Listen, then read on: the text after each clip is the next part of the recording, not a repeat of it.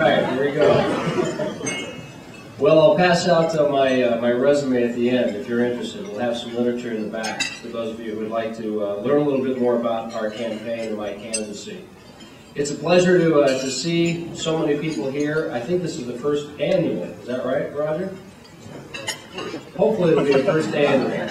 I hope it's been very productive for you. I looked at the agenda, and these are hot topics that people all over the country are talking about, and certainly here in Oregon.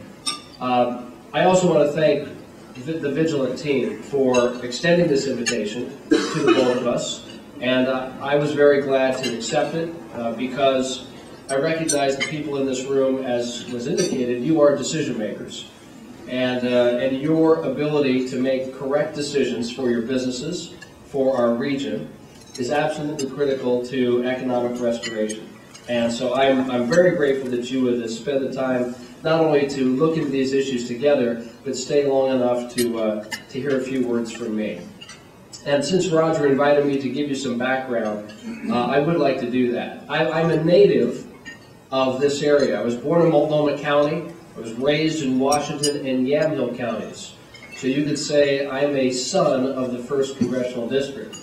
And 16 years ago, using money from our savings account and a spare bedroom from our Tualatin home, my wife Allison is here in the middle table, we started this company that we call Game Face Incorporated. And over time, we've been able to employ 60 people.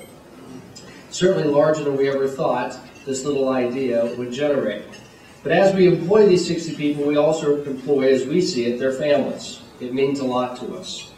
And in that time, in 16 years, we've been able to acquire about 400 clients all over North America and even in Europe. And all in all, our firm has serviced more than 30,000 executives in our particular industry. And I should indicate what our industry is. Game Face, as Roger said, focuses in the sports community. It's not exclusive to sports, but that's really our cup of tea. That's where most people know our business. And we work with a variety of sports franchises, minor league, major league, and intercollegiate athletic programs in best business practices. How they can run a more sustainable, more fan-friendly enterprise so that obviously they do well, like any business wants to do. And we have been, as I said, fortunate to have 400 clients. Those clients come from within the NFL, the NBA, Major League Baseball, the National Hockey League, Major League Soccer, and a bunch of other minor league sports that some of you know and don't know, as well as a lot of intercollegiate athletic programs. But I must tell you, perhaps what gives me the most satisfaction is that our company, over the years, has played a very direct role in helping to launch the careers of more than 500 young people who want to work in this very hard to break into industry.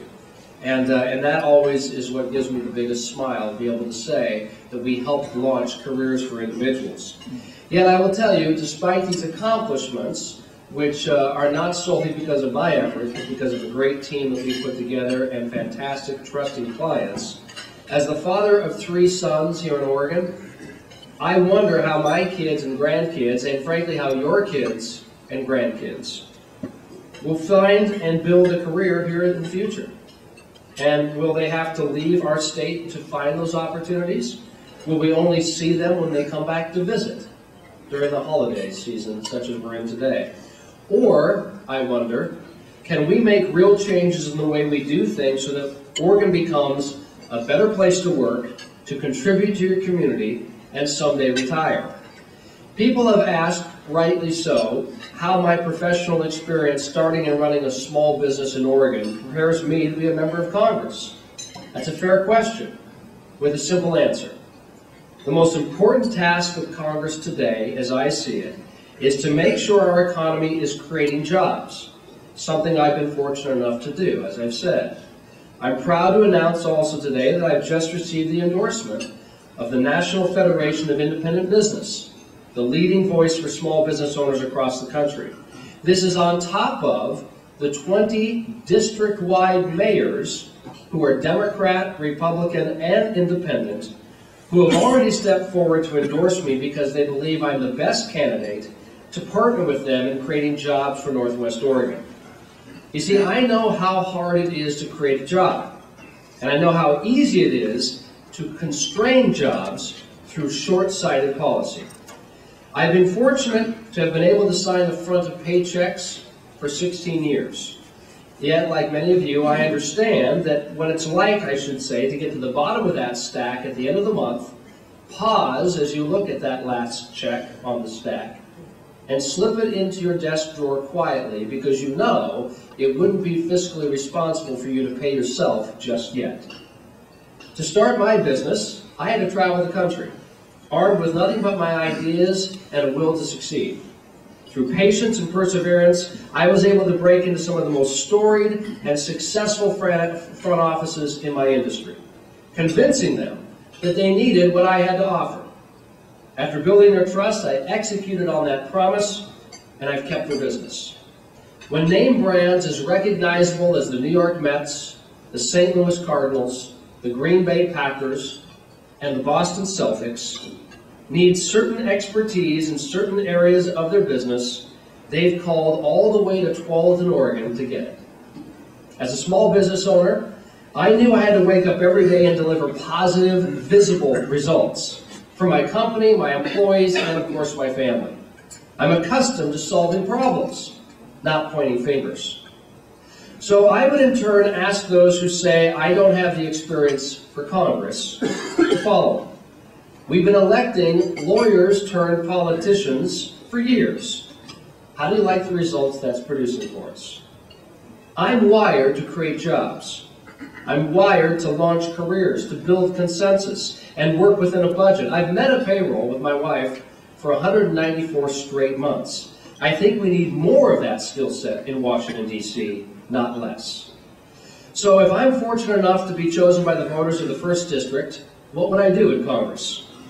Well, it seems typical of candidates, especially those who've never actually created a job in the private sector, to lay out a 100-point plan on how they're going to create jobs. I like to focus on 3 pillars essential to growing our economy. The first is, we need a simple, predictable, and fair tax code. I'd like to ask perhaps a rhetorical question. Can anyone here answer the following questions with any degree of confidence? Number 1, what will the tax rates be on individuals and small businesses? What will they be at the end of next year? Number 2, what will the tax rate be on investments and new businesses? Or number 3, what will the tax brackets look like a year from now? Now, none of us knows the answers, and including members of Congress, nobody knows the answers. And that's the problem. We have politicians saying that businesses should invest and create jobs, but they keep tinkering with the rule book and threaten to change it every 12 months or so. And then they act surprised that companies who they simultaneously like to demonize are holding an estimated $2 trillion in cash reserves rather than investing it. Employers, whether they're putting their own money at risk or that of investors, need stability and assurance so they can plan, so that they can budget, so they can measure risk. Though their future is uncertain, they're sure of one thing: Congress is paralyzed with partisanship. So what can we, or more specifically, what can I do about it? Well, I'm increasingly hearing of a quiet, emerging bipartisan consensus that we need wholesale changes to the tax code. Our politics, however, is stuck in a tired argument about 10-year-old tax policy and band-aid approaches to tax relief. It's gotten us nowhere, ladies and gentlemen. We need people who will stop talking and start enacting an overhaul that is bold and bipartisan, which would raise revenues and decrease our dependence on government spending, since more people would be working. So what would a tax overhaul look like? Well, it's important first to understand what the current system, how the current system is failing us. For starters, it's 10,000 pages of maze-like loopholes written by lawyers and understood only by those who can afford them.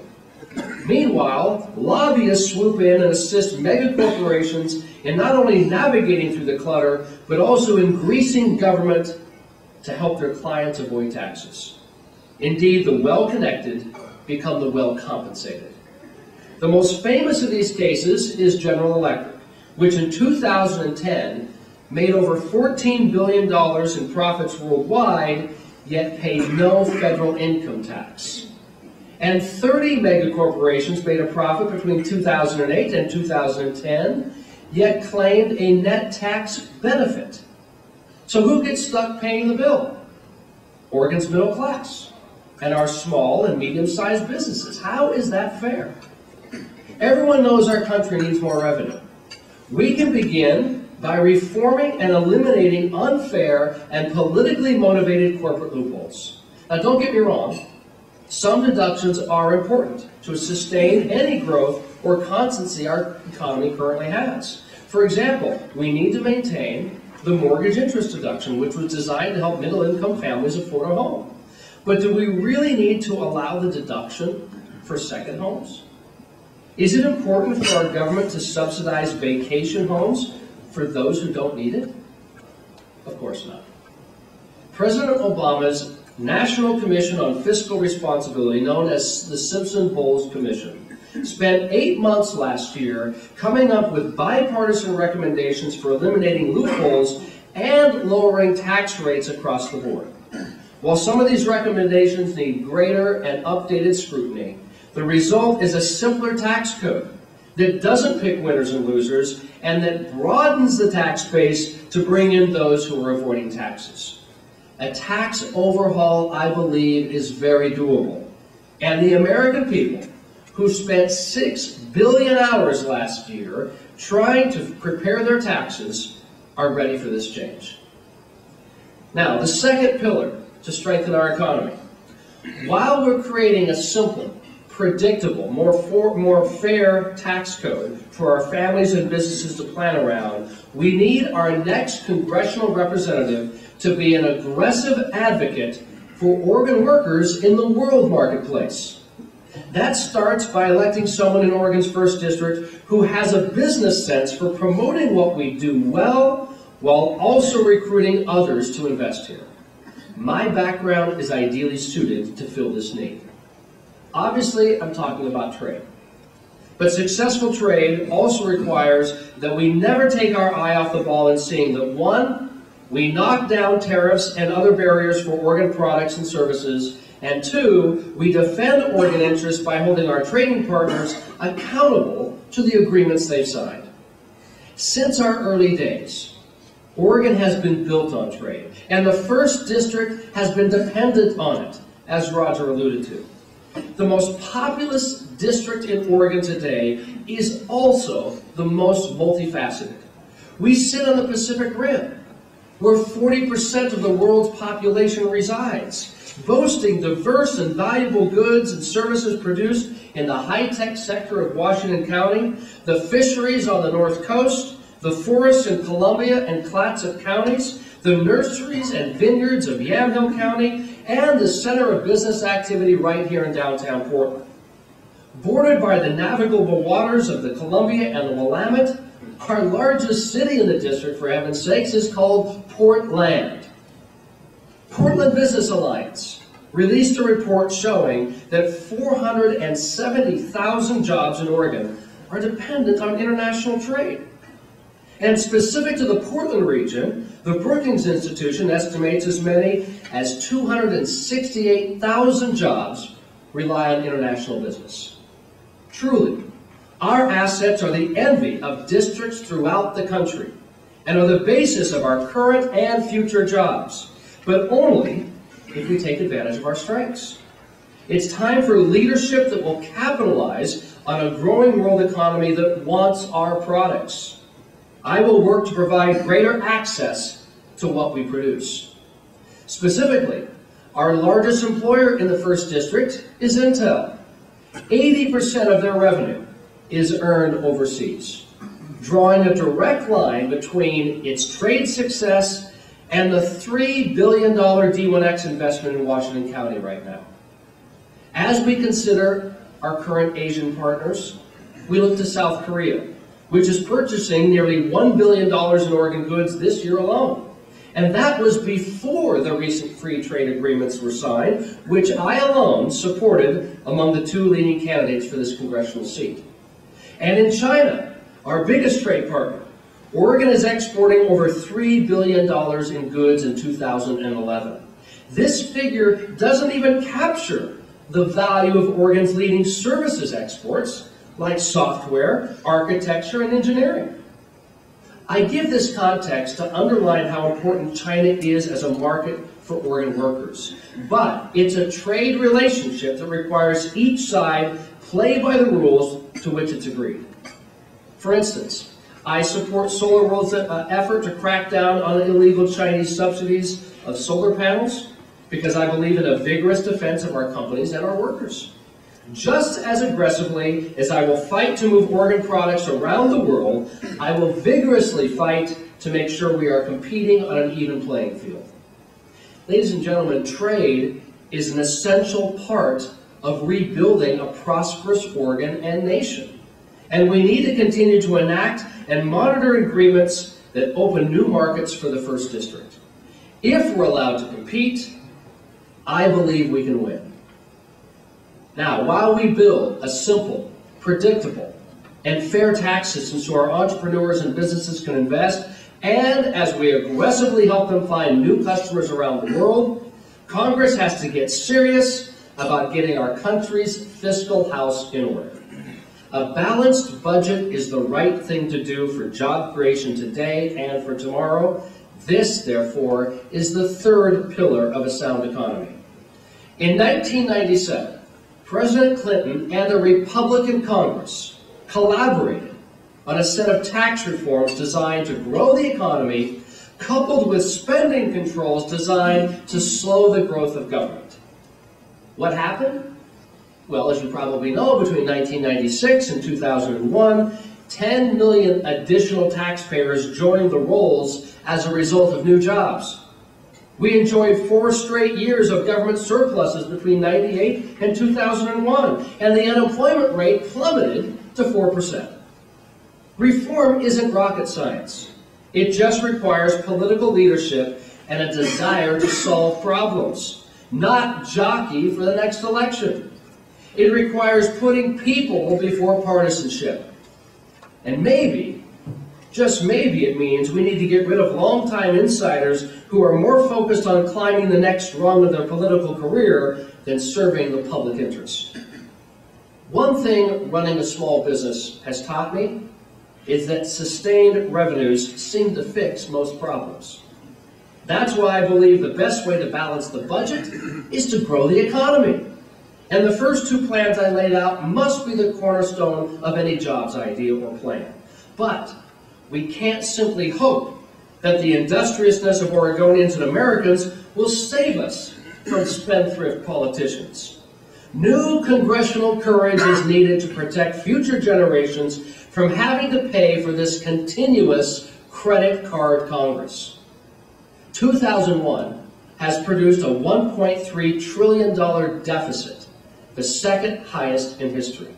Our national debt now sits at about $15 trillion, a number unfathomable 10 years ago. And last year, $414 billion in taxpayer money was spent to pay down the interest on that debt, yet we have nothing productive to show for it. We need to control the growth of government borrowing.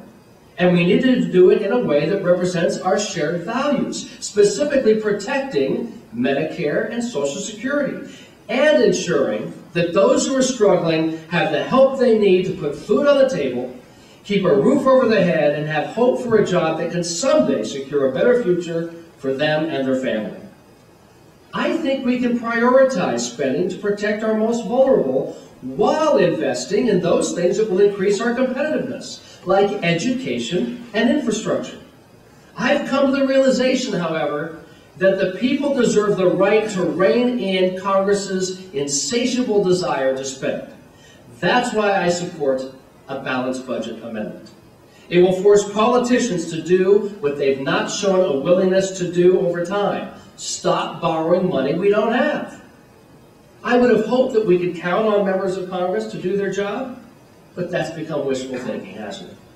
And believe it or not, today, December 5th, marks the 950th day since the U.S. Senate passed a budget.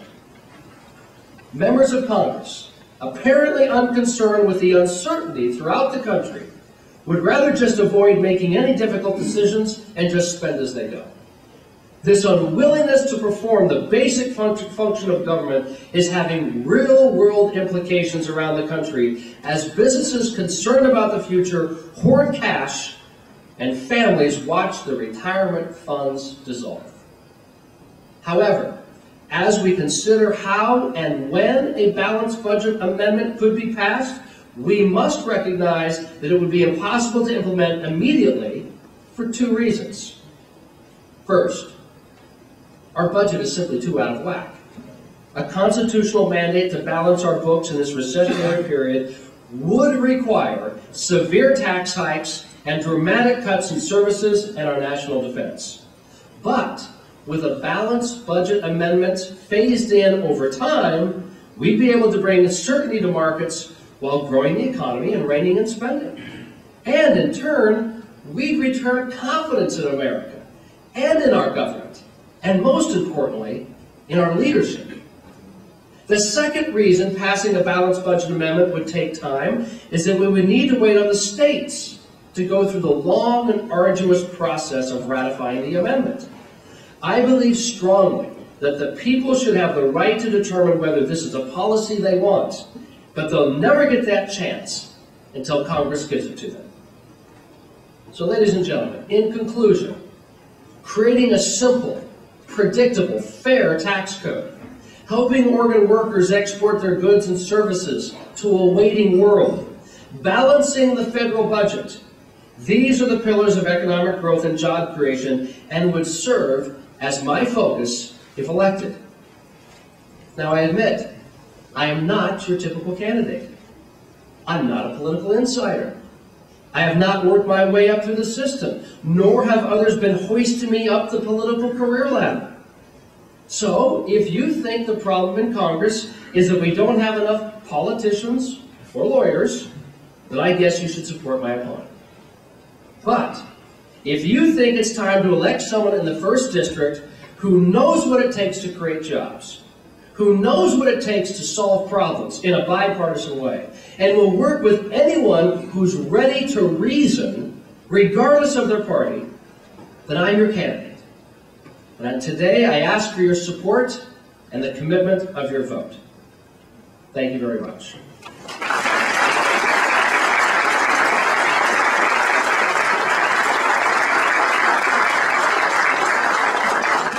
Roger has allowed me to spend what time we have left in answering any questions you may have, hearing your comments and suggestions, so that I can be a better representative for you if things go well at the end of January. I'd be happy to take anyone's comments or questions at this time. Yes, sir. Do you have a quick outline of your tax simplification plan? Just a 2-minute summary? Yes, what you can do, first of all, we will be giving you, as you leave today, some details on a brochure that you'll be receiving. So I, first of all, encourage you to take that, take as many as you'd like so you can share it with other people.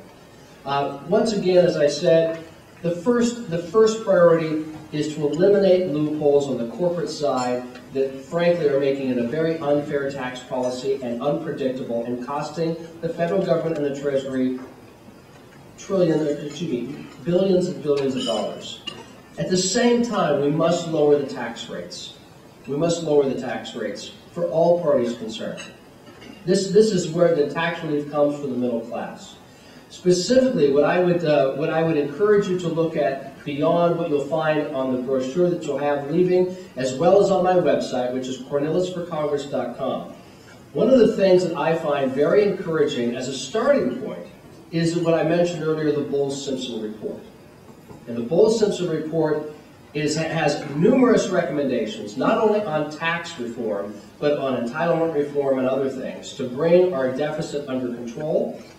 And I think that it's a sad commentary that when that was passed, or I should say when it was presented in December of last year, almost a year ago today, the president who commissioned this report and Congress, both Republicans and Democrats, essentially took that plan, thumbed through it, and stuck it in their respective desk drawers. And nothing has been done on it in that time. And now what are we doing? We're heading into another election season when people are afraid to take positions. So rather than get into more details, I would ask you to look at the materials you're going to receive.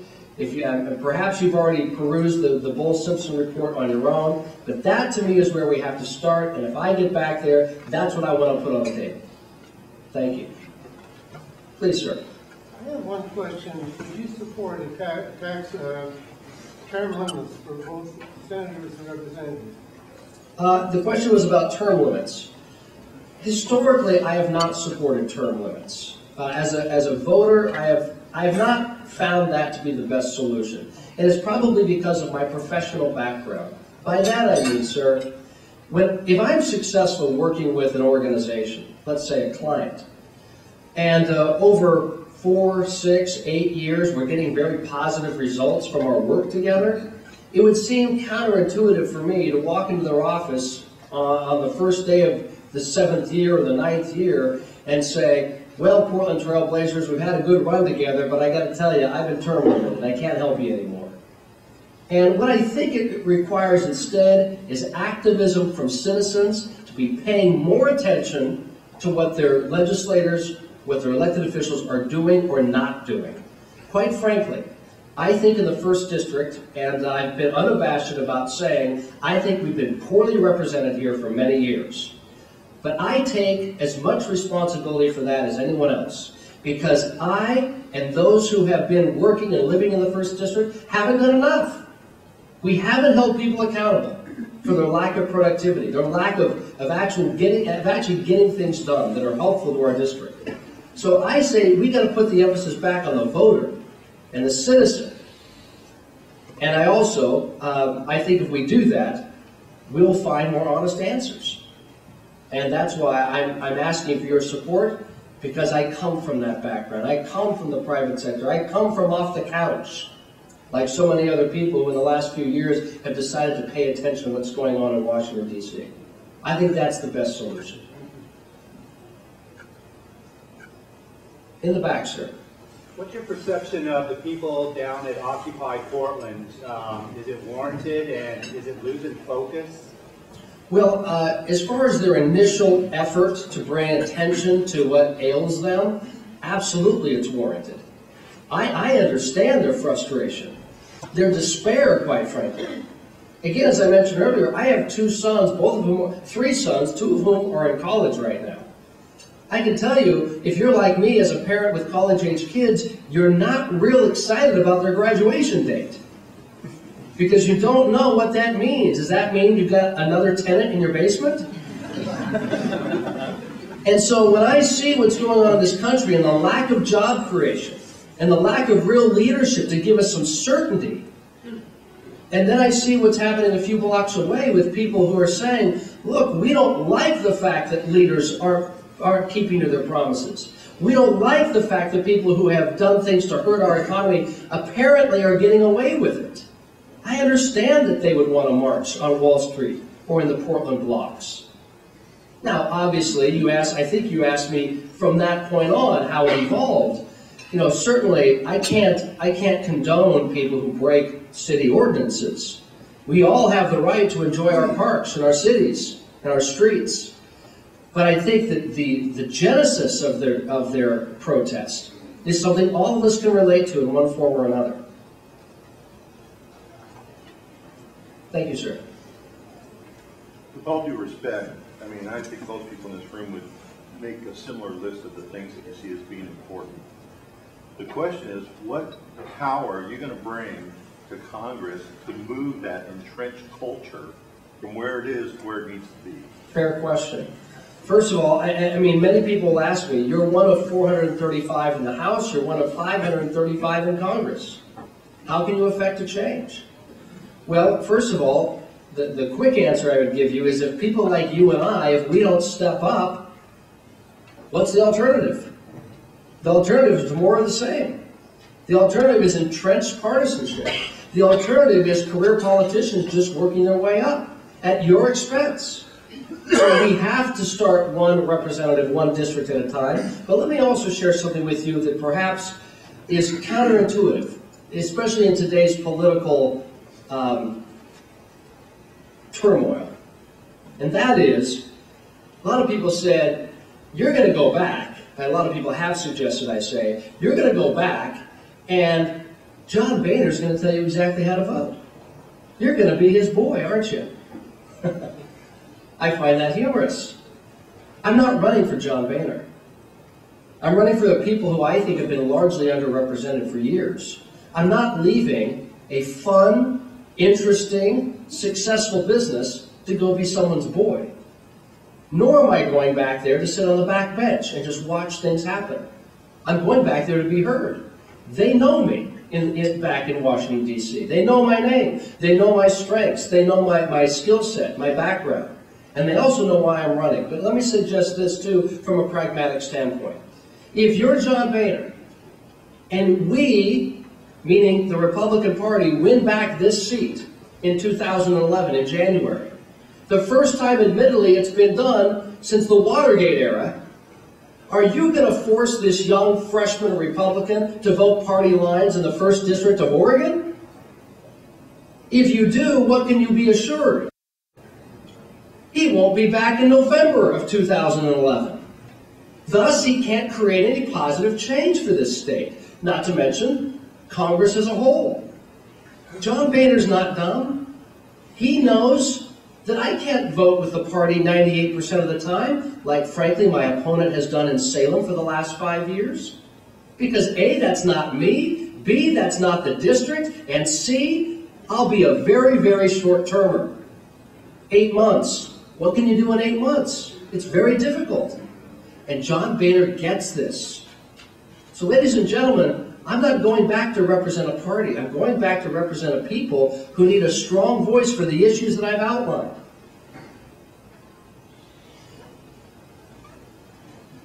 Any further questions? How can you help me? Well, thank you for asking. I know 98% of you were thinking that. And if you don't mind, Roger, I know this is a nonpartisan affair, but I will tell you, we do need your help. If you're really serious about changing the way we think here in this district, if you're really serious about someone who understands what it takes to create a job and putting that representative in the Portland region, representing you in Congress, this is our opportunity. Now, yes, it's going to be difficult, but it's not impossible by any means. Crazier things have happened, even in the last year, in special elections. This is the first special election of 2011. In fact, it's the first election of 2011, ladies and gentlemen, nationwide. Let's let Oregon send a statement to the rest of the country. We're not interested in party affiliation. We're interested in results.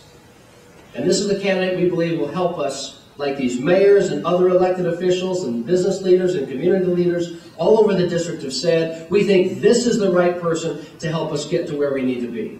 If you believe that way as well, and if you don't believe it today, I hope you'll research my candidacy further, talk to us, and someday when you get there, I hope you'll do everything you can to help us turn this election the way it needs to go for our region, our district, and ultimately our state and country. Thank you very much for your time and attention.